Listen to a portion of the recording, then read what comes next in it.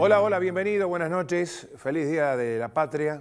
Hoy estamos celebrando estos 200 años de la independencia de la República Argentina y vamos a hablar precisamente de historia. Vamos a hablar de por qué somos como somos si antes decidíamos como decidíamos, no nosotros, sino nuestros antecesores. Esos 29 hombres que tuvieron la responsabilidad de firmar el Acta de la Independencia en Tucumán y que, bueno, hubo montones de alternativas, cómo llegar, cómo no llegar, por qué Tucumán, por qué no Tucumán, San Martín, Pueyrredón, el director, etcétera, etcétera. Después de los títulos vamos a charlar con alguien que realmente sabe de la historia de estos 200 años de la independencia, el profesor Guillermo Cao, que acaba de presentar su libro, Almanaque del Bicentenario de la Declaración de la Independencia 1816-2016. No se lo pierda después de los títulos porque tiene que ver con su historia y como bien sabe, si no respetamos la historia, no tenemos futuro. Bienvenido, feliz día, buenas noches.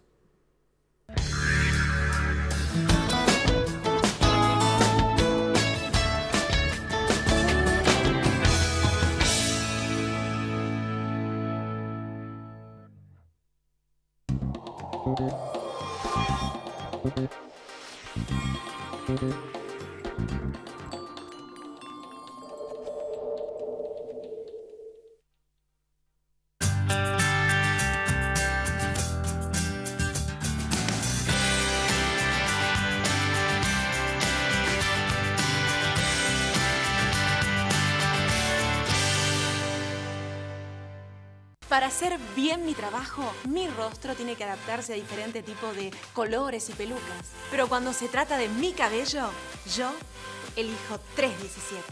Para verte cada día más linda, colores perfectos, con más brillo, con más intensidad, 317.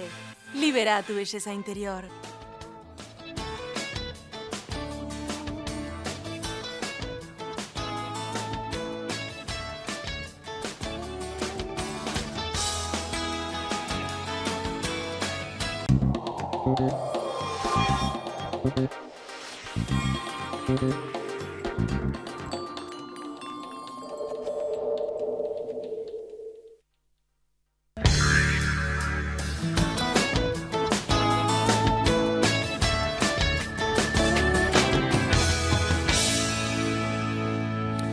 Hola Guillermo, ¿cómo estás? Hola, buenas noches. Feliz día, Gracias igualmente. Yo digo feliz día porque en alguna oportunidad cuando celebramos el 25 de mayo decimos feliz día de la patria. Y cuando celebramos la independencia decimos feliz día de la patria. Entonces te quiero preguntar cuál crees, a vos como historiador, como profesor de historia, que está bien dicho, si es la del 25 de mayo o la del 9 de julio. Los dos, y los dos son días de los pocos feriados que tenemos de esos festivos, realmente son los festivos, porque después se recuerda muchas veces la muerte del prócer o algo por el estilo. Y realmente el 9 de julio es para festejar. Yo me siento feliz de estar hablando esta misma noche, cuando se cumplen 200 años, en un programa de televisión, de poder estar homenajeando al bicentenario, esos 200 años, estar hablando justamente qué es lo que pretendía en el libro. Yo decía en la introducción que ojalá este año también sea para recordar, para rememorar, para homenajear a esa gente tan desconocida, esos 29 diputados, como decías vos, y todo el entorno, el mismo Tucumán y el pueblo que estaba ahí reunido todos los días para tomar una decisión muy importante. Guillermo, te pregunto, Tucumán era porque yo recuerdo que en alguna vez charlando contigo me hablabas mucho de Chuquisaca, ¿no? Al norte, hoy Bolivia, digo bien, Sí, sí, sí. Hoy Bolivia, Chuquisaca, Buenos Aires. ¿Tucumán se elige porque estaba equidistante de los que eran los diputados que venían bajando y de los diputados que venían subiendo? En parte sí, cuando se va a elegir una ciudad tenían que buscar una en el centro geográfico. La primera razón es que había que hacerlo lejos de Buenos Aires, o fuera de Buenos Aires por lo menos. ¿Por qué? Y no tenía que ver con el litoral, porque Buenos Aires venía muy discutida, venía muy peleada, se había hecho ya la asamblea del año 13 con unas discusiones tremendas, era constantemente los cambios de gobierno. Por ejemplo, el primer triunvirato, San Martín, que llega con sus granaderos, casi da un golpe de Estado porque se estaba desviando totalmente de las ideas de la revolución. ¿Cuál era la idea de la revolución en esos 6 años de 1810? Y declarar la independencia. En la asamblea del año 13 se convoca para declarar la independencia y dictar una constitución, y no se dicta ni la constitución ni se declara la independencia. quedan diputados afuera que también van a quedar en Tucumán, como los del litoral, y entonces Buenos Aires estaba muy discutido, y los diputados de Buenos Aires realmente van a tener un papel de bastante presión, aunque tampoco están unidos en bloque, y bueno, Buenos Aires era un lugar conflictivo. Santa Fe, por ejemplo, no quiere saber nada con Buenos Aires y está casi en guerra civil. Córdoba dice, bueno, si es en Tucumán puede ser porque eran artiguistas. El mismo San Martín, desde Mendoza, San Juan y San Luis, que eran las provincias de Cuyo, no acepta el estatuto que nombra Buenos Aires, pero sí envía diputados eligiéndolos a su manera. Buenos Aires era conflictivo y Tucumán sí queda en el medio. Tucumán estaba cerca de todas las provincias porque la República Argentina, o lo que va a ser después la República Argentina, llegaba más o menos hacia el sur hasta lo que es hoy la Ruta Nacional 8. ¿Sí? Ruta Nacional 8, 7, y dejaba afuera todo el sur. La provincia de Buenos Aires era casi un triangulito muy chico, claro, que llegaba al río Salado, claro, del río Salado y hacia el norte. Entonces, todo el oeste, el sur de la provincia de Buenos Aires, el sur de Santa Fe, el sur de San Luis, Mendoza, todo estaba fuera de población blanca o criolla. Y hacia el norte llegaba hasta el norte de Bolivia, de la actual Bolivia, incluso había llegado hasta tener todo Paraguay. Entonces Tucumán, y por otra parte, hacía 4 años que se había desatado la batalla de Tucumán con una gloriosa participación del pueblo. Belgrano. De Belgrano al mando. O sea que Tucumán era un lugar como estandarte de una batalla que había logrado Belgrano frente al realista. Te pregunto, ¿eso era una casa de quién? ¿De una señora bien? ¿Quién era? La famosa casita, que de casita no tiene nada, supongo que la conocés y viste que sí, tiene una cuadra de largo. Exactamente, y entras y salís por la por otra otro lado, sí, y además es muy ancha y nosotros conocemos por el dibujito. Hoy marco de montones de celebraciones que todo el mundo vio por televisión, ¿no es cierto? Y ayer también. Y es la casa de la Independencia, que no queda nada. Esta casa es de mentira, trucha diríamos hoy, desgraciadamente. ¿Perdón? Porque la han derribado totalmente. Era la casa de una viuda, la viuda de Bazán, muy conocida en Tucumán, y era la casa que reunía, además reunía, las otras posibilidades eran una de las tantas iglesias que tenía Tucumán. Los edificios más grandes tenían que ver con esos lugares, había que albergar a más de 30 diputados. Nosotros decimos que firman 29, pero en realidad iban a ser bastantes más. Y bueno, con problemas de iluminación, como era en esa época en que había que tener espacios grandes, con mucha ventilación, porque estamos hablando de iluminación con aceite que va quemando el oxígeno y todo, y las reuniones eran hasta altas horas de la noche. Entonces, ¿había comisiones como hacen ahora los diputados? Sí, tuvieron que formar comisiones, hubo muchas discusiones. Nosotros tenemos, o tengo mejor dicho, 2 capítulos dedicados a sesión por sesión, donde se discute si hay que formar las comisiones, si no hay que formarlas, por qué. Buenos Aires se queja mucho, hay unas discusiones realmente muy interesantes. Y van a ¿Cuánto duraron, más o menos? Empezaron, antes del 9, porque se firma el 9. Claro, empieza el 24 de marzo, mirá qué fecha. 24 de marzo Empiezan las sesiones de en 1816. Tucumán el 24 de marzo. Tengo una pregunta, el que estaba en Chuquisaca, que no sé quién era el representante de Chuquisaca, ¿cuánto tardaba en llegar a Tucumán? ¿Iba en carruaje? Galera, era el transporte, se llamaba Galera, sí, que era un coche, era el coche más rápido, que no entraban más de 3 personas, y tardaba más o menos desde Chuquisaca casi lo mismo que desde Buenos Aires. Según la época podían llegar a tardar de 1 mes a 1 mes y medio, y hasta 2 meses en época de verano, cuando los ríos se inundan o desbordan o vienen esas crecidas fuertes.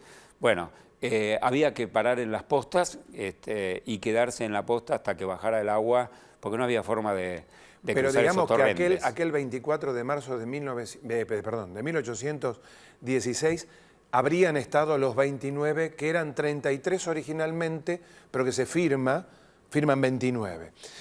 ¿Me ayudás a recordar? Parece que uno estuviera recorriendo el barrio de Buenos Aires, ¿no? Nombrando esos 29 prohombres. No había ninguna mujer, profe. No había ninguna mujer, pero estaban las mujeres, estaban presentes. ¿Quién? La viuda de Bazán, que es la dueña de casa. No, en ese momento era protagonista indiscutible Güemes frenando a los españoles en el norte, y Güemes se vale de 3 mujeres muy importantes. Ahí tenemos una sola biografía de mujer que tiene que ver con la emparedada de Jujuy, porque los españoles la encierran en sus gases, la encierran entre paredes, le bloquean las puertas. Sí, y los mismos vecinos después la van a rescatar. Y bueno... pero de los diputados no había ninguna mujer. ¿Había sacerdotes? No, diputados no. ¿Curas? Sacerdotes y abogados, casi todos. ¿Cuántos curas va a haber un había? médico. Curas 11 firman el acta. Ajá. Y hay otro cura que está en misión del Corro, que está en misión no diplomática, conciliadora entre Santa Fe y los pueblos del litoral que no concurrieron. O sea, era parte de los diputados, pero no estaba presente aquel 9 de julio. Claro. Digamos, Laprida sí, lo conocemos. Paso creo que también estuvo. El mismo Juan José Paso de la Revolución de Mayo también estaba como congresista acá. De la Revolución de Mayo, del primer triunvirato, del segundo triunvirato, estuvo después de secretario de los directores supremos, estuvo en la Asamblea del año 13. Estaba en todas, Paso. Sí. Juan José Paso es de esos figuretti que están en... ¿Qué en todas era? partes. ¿Qué era? ¿Comerciante, abogado? ¿Qué era? No, abogado y estudió en Chuquisaca, que es donde estudian la mayoría. Chuquisaca es en Bolivia, y estudian la mayoría Mariano Moreno, Castelli, bueno, y muchos de los diputados Malavia, Serrano, muchos de los diputados. ¿Vamos por el barrio? Vamos a nombrar algunos, vamos a acordarnos de los que nos acordamos. Por ejemplo, Malavia era uno. Sí, bueno, en realidad, si empezás por las calles, empezás con Godoy Cruz, Santa María de Oro, el Fray, que era de San Juan, Godoy Cruz de Mendoza, bueno, después Uriarte, de Regueira, Tames, Serrano, Estás recorriendo el barrio. Claro, y Bulnes también, Boedo también. Bulnes también, Gascón. Salguero, Gascón, Gallo, ¿sí? Y nosotros dedicamos un capítulo a las calles porque hay algunos colados y explicamos también, ¿no? El otro día te comentaba en la radio el tema del Coronel Díaz, o en algún momento lo comentamos, o por ejemplo Junial Álvarez, y que parecen ahí en el medio. Y después otros que los trasladaron a la zona de Boedo, el mismo Boedo, por ejemplo, y hablamos de Colombres y de Massa, Sanz. Colombres era sacerdote. Colombres era sacerdote, Colombres era casi el inventor no del inventor, pero el creador de la caña de azúcar, de la industria azucarera en Tucumán. A pesar de ser tucumano, fue elegido por Catamarca, era diputado porque estaba en esa provincia trabajando como cura, entonces... ¿Por qué eligen a Laprida presidente? Que era, si no me equivoco, cuyano. Sí, Laprida de San Juan. Narciso Laprida, y bueno, era mensual. Se habían puesto de acuerdo al principio de que cada mes se iba a rotar el presidente y el vicepresidente. En mayo, en abril, en junio, y en julio da la casualidad que Laprida, que era el presidente... Da la casualidad que en julio era Laprida el presidente, y él es el que firma como presidente, es el que queda como más famoso, pero en realidad fue presidente por ese mes nomás. Dos chismecitos. El otro día alguien me preguntó, no me acuerdo, algún oyente me preguntó, preguntale a Cao cómo eran las comidas en esa época, ¿no? Uno imagina el locro, ¿no es cierto? Porque ayer, hoy, todo el mundo ha celebrado con locro, con empanadas, con pastelitos, digo, las comidas típicas de hace 200 años. ¿Era así? ¿Comían eso en esa época? Sí, mazamorra. Comían arroz con leche. El guiso. El guiso. Que ese, claro, pero que ese, en realidad son todos guisos, al final el locro y todo lo demás. Era la comida base porque se ponía todo, ¿sí? Es como en el locro, en todo se pone Ponele todo. un poco ¿sí? de todo. Claro, sí. Y cuando no era un animal, pero incluso hasta el animal lo hacían mucho, el asador no rendía hacerlo a la parrilla, por ejemplo, ¿no? Claro. Entonces, además tenía mucho desperdicio. La carne era muy dura, además. Claro. Tenía mucho desperdicio, no se aprovechaba todo. En cambio, el animal, cualquier animal, desde la vizcacha, el conejo, hasta la vaca. Si lo pones en la cacerola, rinde el doble. Pero lo cortás en pedazos y además le agregás todo lo demás, ¿no? La papa, la batata, el zapallo. Digo porque vos hablabas de las comisiones que empezaron a sesionar un 24 de marzo. Digo, hasta cierta hora estarían ahí reunidos en la casa de la señora Bazán, pero en otro momento se irían a un hotel o se irían a casas de otras personas a efecto de descansar y volver a laburar al día siguiente, ¿no? Mirá, los curas generalmente iban a los conventos o de su abadías congregación. de su congregación. Los franciscanos con los franciscanos. Algunos iban a la casa de algún pariente, algunos prestaban casa de familia porque no había lo que hoy conocemos como un hotel o como un residencial. Generalmente en las tabernas o en las postas podía llegar a ver, pero en la ciudad de Tucumán, principalmente muchas veces las familias albergaban a estos diputados que siempre tenían algún conocido. ¿Por qué? Porque todos habían estudiado, por ejemplo, en Chuquisaca, la universidad, o en el Colegio Montserrat de Córdoba, o en el San Carlos de Buenos Aires. Buenos Aires, Córdoba. Córdoba tenía muchísimas más escuelas y universidades. Por eso todavía se llama la docta. Por eso se llama la docta. Y digamos que en Buenos Aires había mucho analfabetismo, había mucha raza negra todavía en esa época, ¿no es cierto? En todo el país. Que había dejado la esclavitud hacía poco. Claro, en todo el país, en el 13, cuando se libera a los esclavos. En todo el país el analfabetismo, pero en todo el mundo, ¿sí? Digamos que las letras eran para digamos que muy bajo porcentaje era el que sabía leer y escribir. Y sí que eran además estas clases dirigentes, los sacerdotes, los abogados, los profesionales, a lo sumo bueno, los comerciantes también, pero a lo sumo algunos hacendados o estancieros, pero hasta generalmente por ahí no eran hombres de letras y no eran hombres de haber estudiado en la universidad. Habían llegado hasta el secundaria en el San Carlos o en el Montserrat y ahí nomás. Estoy charlando con el profe Cao, que trajo su libro Bicentenario de la Declaración de la Independencia. Estamos hablando de las pequeñas cosas que hacen a las grandes cosas, no solamente de la proclama, que ahora la vamos a compartir. Pero te pregunto, los belgranos, que tanto tuvieron que ver, Belgrano, que tanto tuvo que ver en la Revolución de Mayo, San Martín, que me decías el otro día en relación a las épocas que al año siguiente hace el cruce de los Andes para liberar a Chile y luego a Perú. Digo, Güemes, que ya lo nombraste, que estaba repeliendo el ataque realista desde el norte, ¿influían en esos diputados que eran representantes del pueblo argentino? De ahí el ¿no? Y sí, por supuesto que influían y muchísimo. Es decir, San Martín es el que casi digita y organiza la elección de sus diputados, es Godoy Cruz, casi un amigo, el más joven de todos, 25 años, Santa María de Oro en San Juan, en San Luis va a salir un porteño, Pueyrredón, que justamente después va a ser elegido director supremo, entonces no está como firmante del acta, está en Tucumán. Incluso es integrante de esa diferencia entre 29 y 33. Ajá. Está en esa diferencia y es uno de los que además, pero va a participar con todos los honores, además el Congreso le va a dar el título de brigadier general, que era el más alto. ¿Y Belgrano?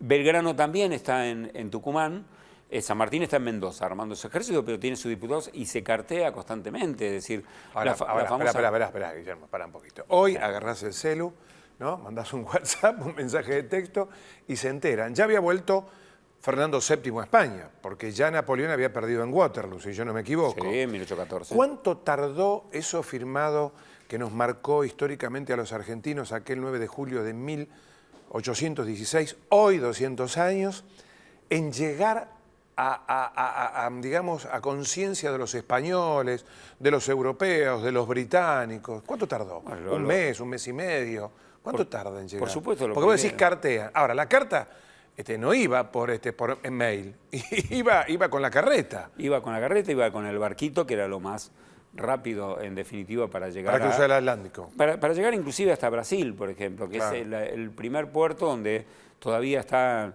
los portugueses y es el primer lugar donde empieza a llegar la información. La red de comunicaciones la maneja Inglaterra, porque los ingleses tienen agregados comerciales en todas partes y tienen espías en todas partes y tienen gente influyente en todas partes. Y ellos son los primeros que alertan y empiezan a avisar y tienen los contactos para que hasta se pasen de barco a barco. Diga, esto tiene que llegar ya mismo al rey de Inglaterra, y seguramente le llegó al rey de Inglaterra antes que al rey de España. A Fernando VII. A Fernando Cuando decimos la Argentina, me parece que es un poquito más adelante. Tenemos que decir que aquí se firma la independencia de las Provincias Unidas de Sudamérica. Así es, ¿no es cierto? De las Provincias Unidas en Sudamérica, y vos sabés que hasta julio, tanto el redactor del Congreso como todos los papeles oficiales hablaban de las Provincias Unidas del Sur o Provincias Unidas del Río de la Plata. Pero hubo una discusión especial, y ahí tuvo que ver también Belgrano, como siempre, en la cual había que declarar la independencia y darle el aviso a España de que estaba toda América. Por más que Bolivia estuviera en poderes españoles, Chile estaba en poderes españoles, ni hablar Perú y la gran Colombia o Colombia y Venezuela estaba todo en manos Se de los hablaba españoles recuperado. se hablaba de Sudamérica. Cuando se declara independencia, dicen los 29 diputados, no, acá no tenemos que decir Río de la Plata, tenemos que decir todo América del Sur, porque toda América del Sur quiere esta independencia. Está San Martín y Bolívar trabajando para eso, entonces acá la declaración tiene que ser para todo Sudamérica. Anticipémonos a lo que luego vamos a hacer. En alguna oportunidad, compartiendo un café con el profe Cao, me dijo, creo que uno de los tipos más iluminados de estos 29 diputados fue Medrano. ¿Por qué me dijiste eso? ¿Por la cláusula de Medrano? Sí, porque Medrano a los 10 días, ya lo venía pensando desde el momento que se declara independencia, le propone agregarle al acta de independencia para cuando se mande a jurar a todas las provincias y de toda dominación extranjera, porque el acta original dice... O sea, no estaba la cláusula y de toda dominación extranjera. No España. El 9 de julio se declaró la independencia del rey Fernando VII, metrópoli, o sea, España, y toda su influencia, ¿no? Toda su descendencia. Entonces, se declara nada más que de España, y principalmente del rey Fernando VII. Ya en ese momento empiezan las discusiones y una sesión secreta del 19 de julio propone Medrano directamente. Raro porque venía de Buenos Aires, hubiera sido más entendible por ahí de Godoy Cruz, o porque San Martín es el que presiona mucho en esto. Y dice, paren, ¿cómo nada más que de España? Acá... Mañana viene Gran Bretaña, de Gran Bretaña no somos independientes. Brasil estaba amenazando la banda oriental, en el año 17 va a invadir directamente la banda oriental y está en ese peligro. Estaban los ingleses que no se sabe todavía como ahora se restituyó a Fernando VII y están volviendo... fueron los que destituyeron además a Napoleón. Claro. Entonces ahora con España, bueno, ¿qué pasa? Somos como casi amigos, ¿no? Y entonces está toda esa expectativa. ¿Qué va a pasar en Europa? No hay una definición clara. Y bueno, tienen el temor ese porque además hay versiones de argentinos, o en ese momento no eran argentinos, pero de criollos. Guarda que puede haber riesgo. Y sí, estaban teniendo contactos. Y se incluye la cláusula que propone Medrano. Sí, y de toda dominación. O sea, no hay ninguna posibilidad de...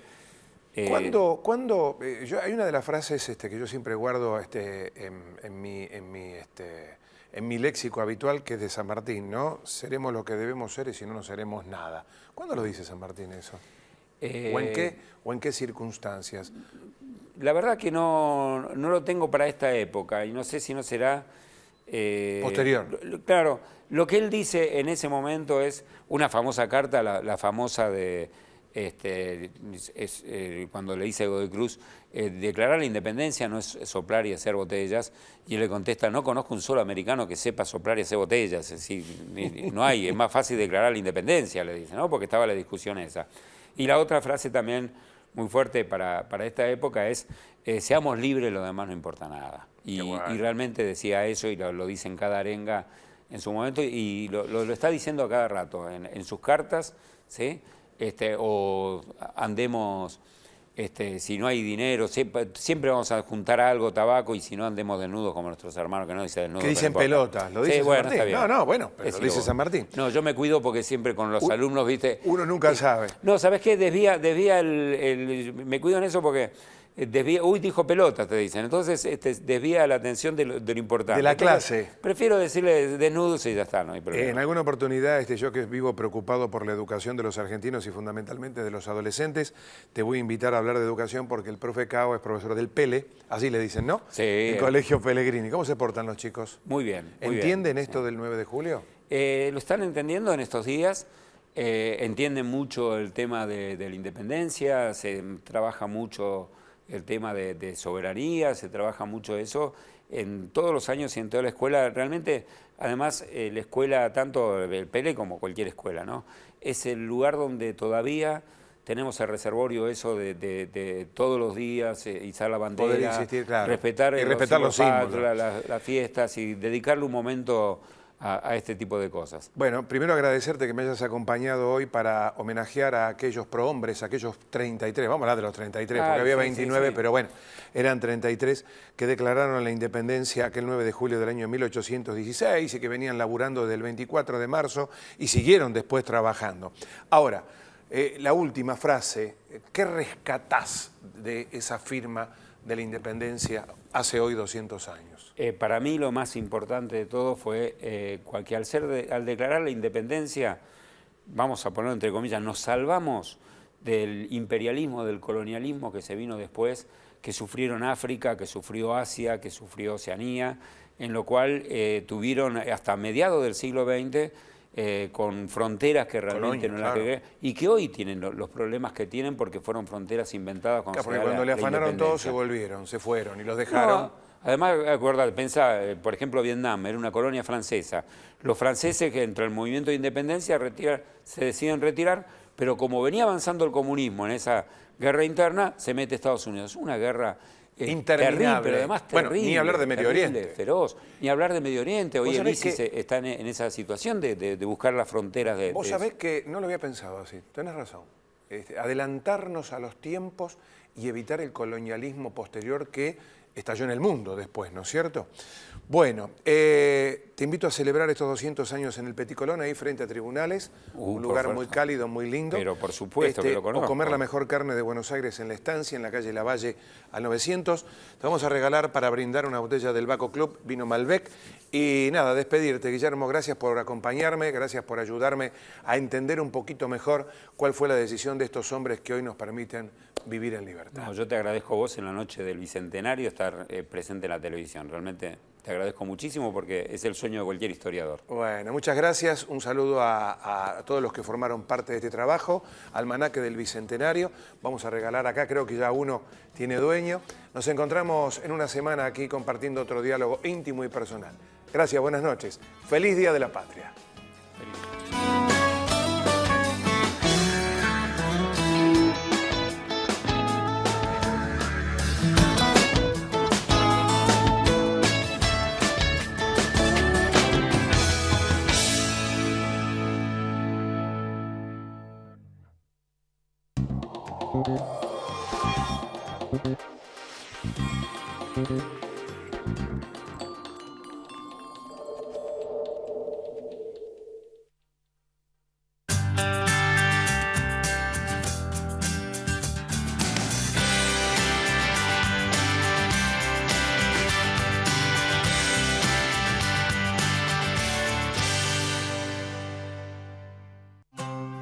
Termas Marinas, un paraíso para sentir el relax de las aguas termales y zambullirse en grandes atracciones. Un lugar donde la diversión es una aventura y la naturaleza ofrece todo su sabor. Vení a disfrutar una experiencia distinta junto al mar. Termas Marinas, toda la diversión, toda la familia.